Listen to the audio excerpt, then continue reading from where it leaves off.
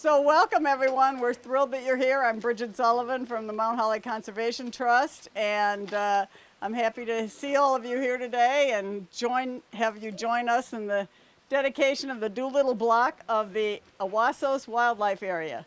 Commissioner Chris Herrick is going to be opening the remarks today. So, Commissioner? Well, I have to tell you, when I was appointed commissioner, I said, this is great. I'm going to be out. I'm going to go deer hunting. I'm going to go fishing. I'm going to be out walking around, hiking. And I spend most of my time doing policy budget, fighting with the legislature, and all those great things. So when I tell you that being outside with all of you today, doing what we're doing here today, is a great way for me to end the week, end the month, it is true. This is an absolute pleasure. So, as she said, I'm Christopher Herrick. I'm the Commissioner of the Department of Fish and Wildlife. And today we're gathered at our newest wildlife management area to celebrate conservation of over 400 acres of high quality, high elevation wildlife habitat in this corridor along Route 100. The name of this new WMA is Awasos Wildlife Management Area, and we are here to dedicate the area where we're currently gathered as the Doolittle Block of the Awasos WMA. This block of forest between 100 and South Mountain will hopefully be the first of several projects that will continue to link this corridor between Okemo State Forest to the north and south and the Green Mountain National Forest to our west.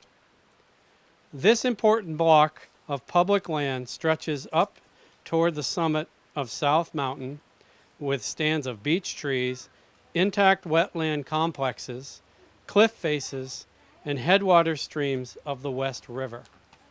I think somebody was asking if this had a name. I guess it does. As you'll hear more later, in addition to the incredibly generous gift by Lori and the Doolittle family, the acquisition was funded in part with money set aside specifically for the conservation of bear habitat. This was mitigation for bear habitat lost to an industrial wind project in southern Vermont in the late 2010s. The Vermont Natural Resources Council has been our partner in deciding the best use of these funds, and we appreciate their dedication to conservation.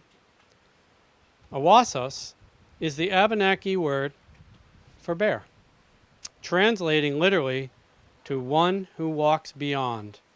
And it's a fitting name given the species we're hoping to protect and the funding sources deployed here. This new WMA is one of over 100 WMAs statewide which the department stewards. We conserve parcels for their habitat values, but these public lands also belong to you, the people of Vermont. They're open for all sorts of dispersed wildlife-based recreation, from hunting, angling, trapping, wildlife viewing, snowshoeing, and cross-country skiing in the winter. Thank you to everyone who came out today for this dedication. The commitment to conservation is important and apparent in this community, and we see that by all of you being here. Without the generosity of folks like Lori Doolittle, the tireless efforts of the Mount Holly Conservation Trust, the Department of Fish and Wildlife would not be able to complete projects like this one.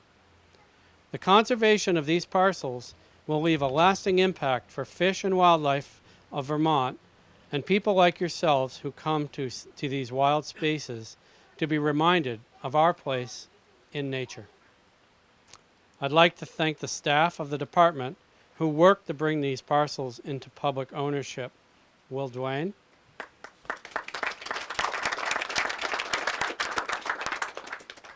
the members of the Mount Holly Conservation Trust, for their commitment to conservation in their community, the Vermont Natural Resources Council,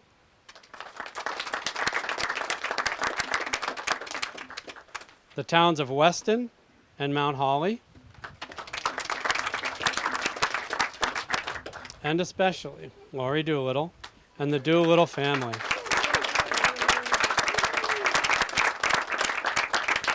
It's because of your generosity that this project is even possible. So thank you very much, and thank you all for being here for this important day for Vermonters. Thank you, Commissioner. Next, we're going to have Will Dwayne, who is the Land Acquisition Coordinator for the state. Thanks, Bridget. Thank you. Good afternoon, everyone. Thank you all so much for being here. I had some prepared remarks that I was retooling in my head as I drove down, and I just want to echo what the commissioner said at the outset, and something that Tim Morton mentioned when we come down. It's rare that we, as the folks at the state who work toward these conservation projects, get the moment to kind of come up for air and come back in and check on the projects that we completed.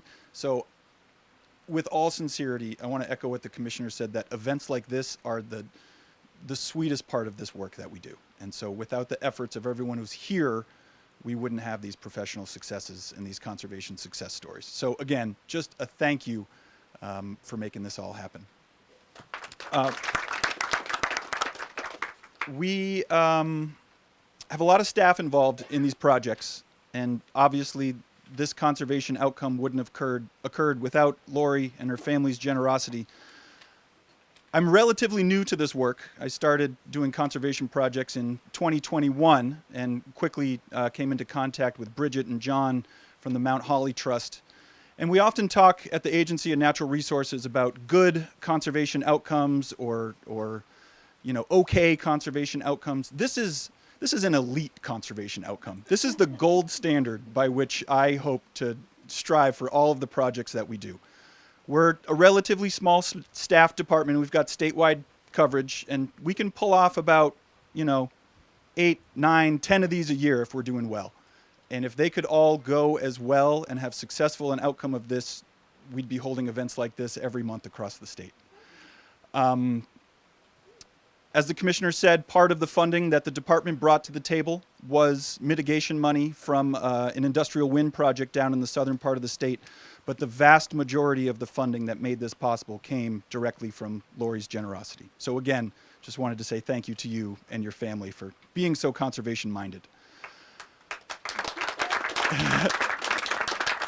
And the significance of the generosity of the gift that allowed us to acquire this is something I want to use to just illustrate what it takes from the state side that you might not see when we are able to pull off some of these projects. I was talking with my supervisor the other day, and when we're buying a piece of land to hold open for wildlife habitat and public use, there's like 55 to 60 people we have to get on board. We kind of can't get out of our own way with bureaucracy and red tape. But because of the possibilities of what this conservation project could realize, everyone at every step of the way thought that it was worthwhile and kept moving forward. There were periods of unknowns. There were periods of uncertainties. There were legal requirements we had to check out that we didn't know the answers to right away. But with the commitment of the Mount Holly Conservation Trust, their diligence, and the other staff at the Agency of Natural Resources, including our sister Department of Forest, Parks, and Rec, we were able to get it done. So I just want to give a shout out to some of those folks who are not here today, but who are working in the background nonetheless. So when we start a project, we have the state split up into different regions. And the first stop for approval here is our Springfield District Stewardship Team. So we have a committed group of scientists from all departments at Agency of Natural Resource who evaluate properties, acquisitions, and give it their final thumbs up. Once we do that, it's a whole bunch of memo writing. We go to the commissioner to seek his approval. We go to the secretary of the agency to seek her approval. We go to the governor to seek his approval. And the first question the governor is going to ask is, what do the towns think? So we go to the town select boards to seek their approval. And it's a lot of work. It's a lot of paperwork. But we all kept in mind the whole time of the outcome of this project, the conservation of this special corridor here at the top of Route 100. You'll hear from the biologist later about why specifically this part is so important, but rarely do we have this I don't want to use a negative word, but the perfect storm of conservation-minded folks to come together. Willing sellers, towns who understand what we're trying to do, a certain part of the world where the corridor and the connectivity are important, and most importantly, the generosity of folks who can bring to the table what we can't. And in this instance, that is funding, and we appreciate that so much. And I just want to finish with what I said at the beginning, which the commissioner and Tim echoed. You know, it was a week of deadlines and memos and things not related to this at all. And as soon as it got to be noon and I got into the car and got to come down here, my whole mood changed. And this type of work is exactly why we do this type of work. So thank you all for being here and being a part of it. Thanks. Kim Royer, the retired fur-bearing wildlife specialist from Fish and Wildlife, is the visionary who dreamed this corridor up many years ago, and we are now fortunate enough to have her on our board of directors. So Kim, if you would wear both hats, please. Okay, yeah. As Bridget said, I'm actually here wearing two hats. The representative from the Mount Holly Conservation Trust Board, which I just joined maybe 6 months or a year ago, and then as a semi-retired with an emphasis on retired wildlife biologist, I was with the Fish and Wildlife Department for 40 plus years. And I have to say that in those 40 years, I'll echo what Will has said and what the commissioner has said. Really, some of the best projects we got involved in was the land conservation, land acquisition projects, because you really know that you're leaving a legacy, not only for wildlife, but for people as well. And I'll give you a little bit of the history of this particular project. If you get a chance later to look at this map, this all started in the early 1990s, so 30 plus years ago. There was an effort to develop a bear-scarred beach stand, a critical bear habitat in Killington. And we were focused on just the protection of that bear habitat, but realized we sort of stepped back and took a landscape view. And what we noticed was that there was the southern Green Mountain National Forest and the northern block of the Green Mountain National Forest, and in between some pieces of state land, but a lot of private land. And what we recognized was that there was going to be a lot of development pressure on those private lands between Killington and Okemo. And so we put together a plan to try to acquire or conserve with partners the private lands that to connect up like a string of pearls, the state lands that existed in between those two forest blocks. Because the concern was if we had some development pressure, maybe like along 103, we would bisect the state and movement of wide-ranging species such as black bear, bobcat, fisher might be cut off over time. And so the Doolittle property is actually a piece of a much larger puzzle, but a very important piece. This is the Doolittle property right here. And you can see how it connects Okemo State Forest to what we call the Pacelands in Weston. And also just adds to the Okemo State Forest. So very, very critical piece in this much larger corridor. So over the 30 years, we partnered with not just people like the Mount Holly Conservation Trust, Forests and Parks was part of all of this, VNRC, Vermont Housing and Conservation Board, the Nineveh Foundation, Vermont Land Trust, Vermont Conservation Fund. I mean, I can hardly name them all. I have them written down because I didn't want to forget anybody, but just a lot of different partners, the towns of Shrewsbury and Plymouth, all participated over time in conserving these lands. And we are actually pretty close to having a connection between the Forest Service in the south, the Forest Service in the north, and across to the Pacelands here. And I think what's really important about this is that it's people like Lori Doolittle and the family who have this conservation ethic and will donate, as Will has said, properties like this that actually leverage our ability to purchase other properties. And as my colleague likes to say, conservation can be contagious. And I think that has proven itself in just the conservation of this corridor, this connecting corridor that is important from a statewide perspective, that without people who are willing to go the extra mile, and actually promote this conservation ethic, we wouldn't be successful in these kinds of things. It takes a village to actually do this kind of work. And so thank you so much for your generosity, for the rest of your family's generosity. And I think it is going to be contagious, and we're going to see some other properties as a result of this be conserved in this corridor. So thank you again. Thank you, everybody.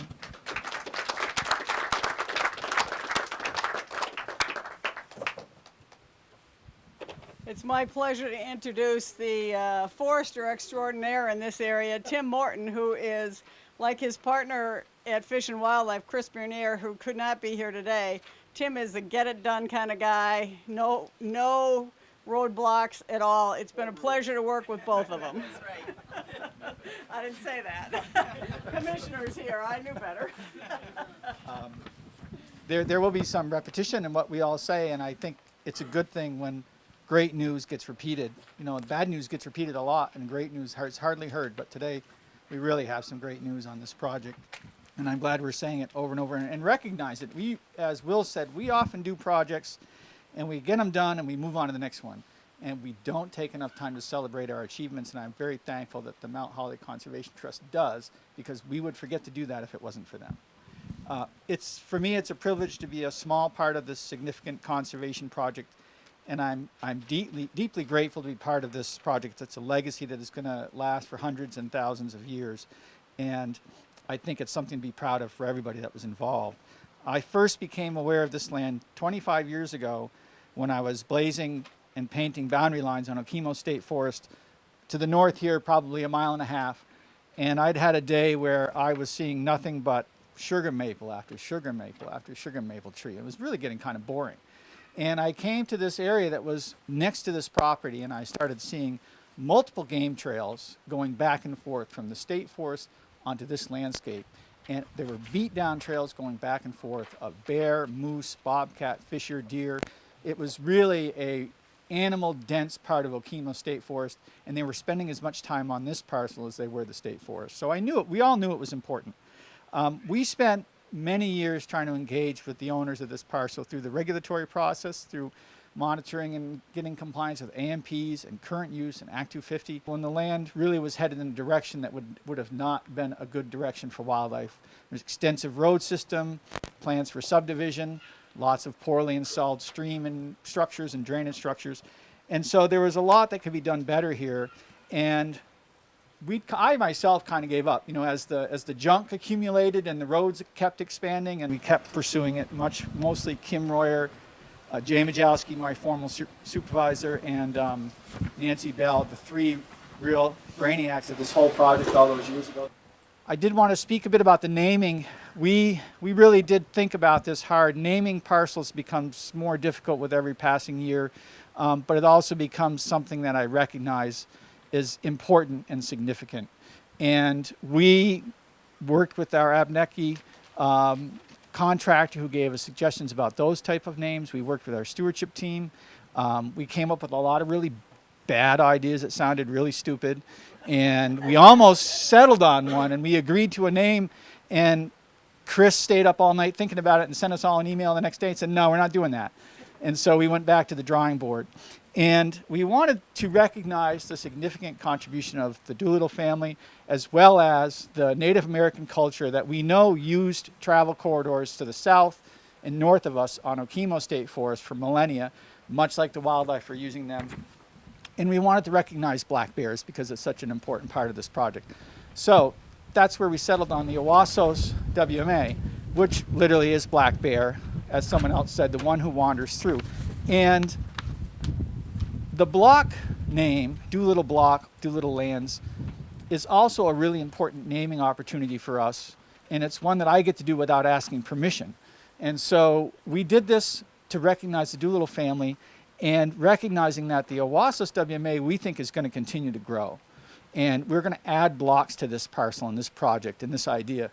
But the Doolittle Block will always be block number 1 in our records, and it will always be the first one in the project.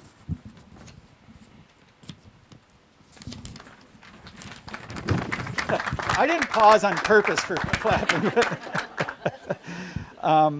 My role as manager on this parcel has just begun. We try to be careful and deliberative in our actions on public lands, which also known as slow. But to date, A&R staff have completed all the survey work for the parcel thanks to all the groundwork that and legwork that John McCann literally did on all the corners. We're ready to solidify the boundary lines. We have conducted fisheries assessments, aquatic organism passage assessments on the streams. We have completed the ecological mapping and natural communities mapping of the whole parcel. We've stabilized and improved significant areas of interior roads which had been left in very poor shape after Irene. We've done some small improvement here for public access and for this event today. And we just, with the help of Longview Forestry, just completed the forest inventory for this parcel, which is really the key step in the planning process. We bumped it up in the queue. I have 4 or 5 other parcels ahead of this one for inventory, but we put those aside and we did this one first. So we're well poised to start the process of managing this property carefully and productively, and I'm really sure we're going to enjoy every minute of it. So I'm very happy to have these lands to manage for our staff. Thank you.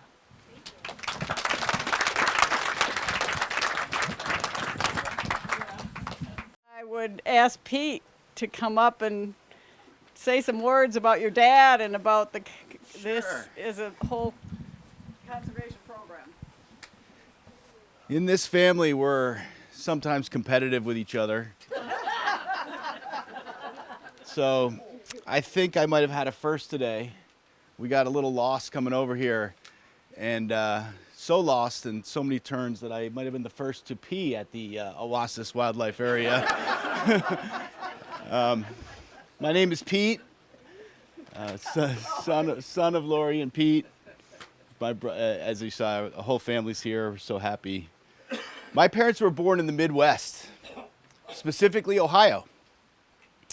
Although cliched, the Midwest value system includes a focus on hard work, discreet humility, strong family bonds, and a ton of opinion.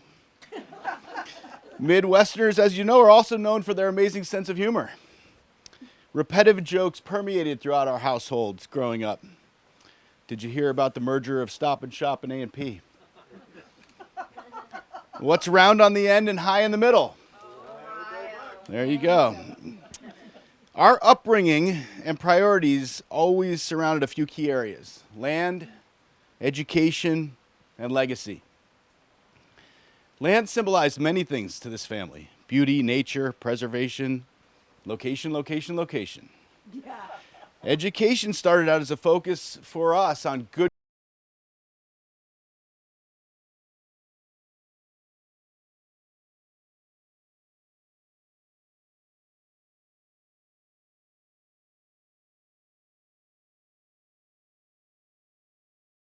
legacy is something that's still being written. My mom talks about that all the time, and this definition continues to evolve on a daily basis. I went through a recent exercise with her when I asked, "Where are you from, Mom?" She lived 20-year stretches in Ohio, Connecticut, Florida, Vermont. And because it's my mom, I guess this wasn't going to be an easy question. She proceeded to pull out a notepad and write up the details of every house, pet, car, and emotional and spiritual state in each of these spots. The conclusion to this exercise was, of course, Vermont. Vermont provided my parents with their greatest moments of joy and success. My dad grew up here as a youth, along with my uncle. And he was in the private equity world. He co-founded a firm in Greenwich, Connecticut, and was a pioneer in the early 90s as an early adopter of remote workforce. Armed with 90s Mount Holly internet, spotty cell service, and of course the Rutland International Airport, he tackled that world pretty well. And over time, and several Vermont residences between my parents and my family, my dad started telling a new joke. What's round on the end and Keem in the middle? Although he's no longer with us, he would definitely agree. He's from Vermont. My mom was also a pioneer. Nature-based gardening, Herb Society of America, and someone who carries the extensive recipe book for comfrey casserole. Together, in the early and mid-2000s, they provided chunks of land to Vermont Land Trust from their various locations. And fortunately, that's why we're here today. It's a celebration of the preservation of this metropolis between these bustling cities, Ludlow, Weston, and Mount Holly. Someone said to me recently, wow, your mom bought the backside of Okemo. What amazing foresight and a great potential ROI. And you know what? They were right. So thank you. Thank you all.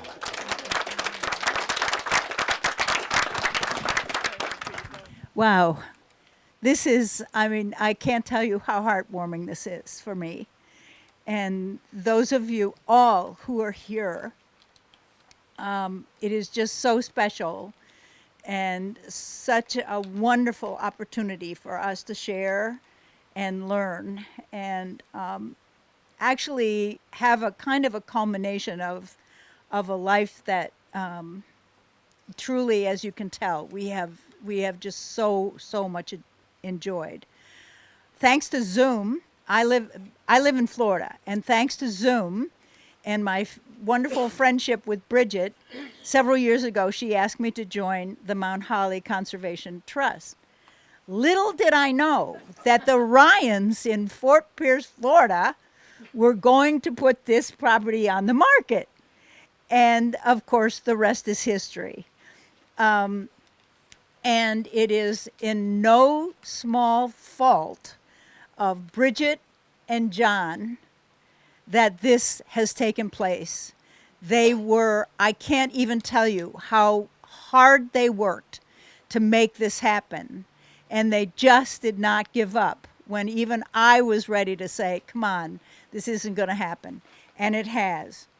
So the Doolittle family would like to thank Bridget Sullivan and John McCann and all of the Conservation Trust for their really tireless hard work and dedication to seeing this project through to its completion. Without their skill, both on site and with all their contacts in the state of Vermont, this event would never have taken place.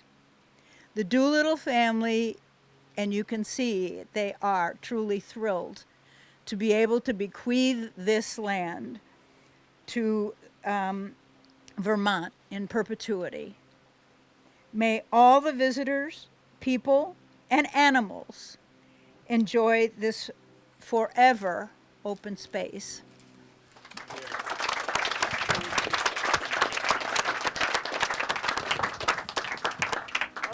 I would like to thank all of the Conservation Trust board and members that are here and the Shrewsbury Conservation Trust because they've been an inspiration to us also. And we have a Mount Holly Conservation Commission now here in town as a result of all this. So if all of you who are involved in those items and the Nineveh Foundation, so would you just raise your hands or be recognized because a lot of money, come on.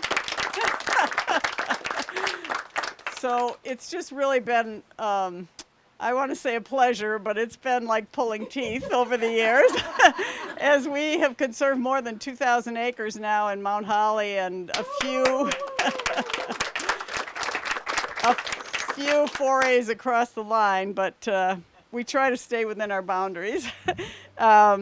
It's really been a pleasure. The people of Mount Holly, the people who are going to be here after all of us, are going to thank all of us for having done this and had this foresight. And for the entire family to be involved in this decision was just amazing. And we appreciate all of you for agreeing to this and being part of this. How do you feel?